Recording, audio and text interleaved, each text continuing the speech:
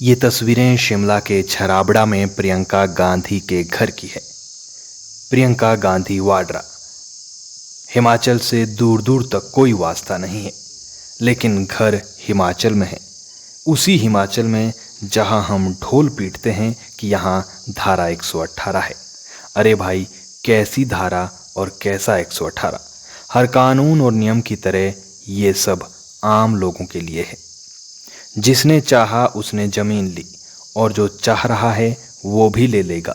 जिस भू सुधार कानून के कारण गैर कृषकों के हिमाचल में जमीन खरीदने पर रोक है, उसी कानून की धारा 118 के कारण जमीन धड़ल्ले से गैर हिमाचलियों के हाथों बेची जा रही है।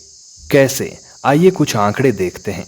बाकी तो सब बड़े शातिर ढंग से होता है, हम जैसे आम पत्रकार शायद आपको ना समझा सकें, लेकिन कोशिश करते हैं मिलकर। कुछ आप कमेंट के माध्यम से प्रतिक्रिया दें, कुछ पहाड़ प्राइम आपको बता रहा है।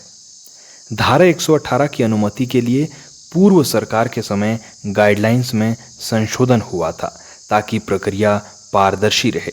इस सूची में प्रियंका गांधी, प्रशांत भूषण जैसे कई नामी लोग शामिल हैं जिन्हें जमीन दी गई। उद्योग, शिक्षण संस्थान और निजी आवास के लिए अधिकांश मंजूरियां हैं। साल दर साल इस धारा के तहत आवेदन बढ़ रहे हैं। अकेले 2010 से 2012 तक कुल 881 मामलों में जमीन खरीद को मंजूरी दी गई। अब बात प्रियंका गांधी वाड्रा के आवास की। अक्सर राहुल गांधी के अलावा सोनिया गांधी भी यहां आया करती हैं।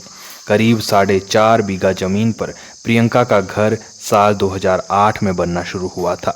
हिमाचल कांग्रेस के नेता केहर सिंह खाची के नाम पर जमीन की पावर ऑफ अटॉर्नी है। साल 2011 में 2 मंजिला बनने के बाद डिजाइन पसंद न आने पर इसे प्रियंका गांधी वाड्रा ने तुड़वा दिया था। प्रियंका को मकान बनाने के लिए तत्कालीन कांग्रेस सरकार ने लैंड रिफॉर्म्स एक्ट के सेक्शन 118 में नियमों में ढील दी गई थी। इस सेक्शन के तहत हिमाचल से बाहर रहने वाले लोग जमीन नहीं खरीद सकते हैं। वर्ष 2007 में इस जमीन की मार्केट वैल्यू करीब 1 करोड़ रुपए बीघा थी, जबकि प्रियंका गांधी को मकान बनाने के लिए 4 बीघा जमीन 47 लाख रुपए में दी गई। राज्य कांग्रेस की नेता विद्या स्टोक्स ने प्रियंका को 47 लाख रुपए में करीब 3.5 बीघा कृषि भूमि दिलवाने में अहम भूमिका निभाई थी। प्रदेश के पहले मुख्यमंत्री डॉक्टर यशवंत सिंह परमार ने हिमाचल प्रदेश काश्तकारी और भूमि सुधार अधिनियम 1972 में धारा 118 इसलिए जोड़ी थी ताकि हिमाचलियों की जमीन बाहरी राज्यों के रईसों और कारोबारियों के हाथ में ना चली जाए और हिमाचली अपनी ही जमीन पर मजदूर बनकर ना रह जाए।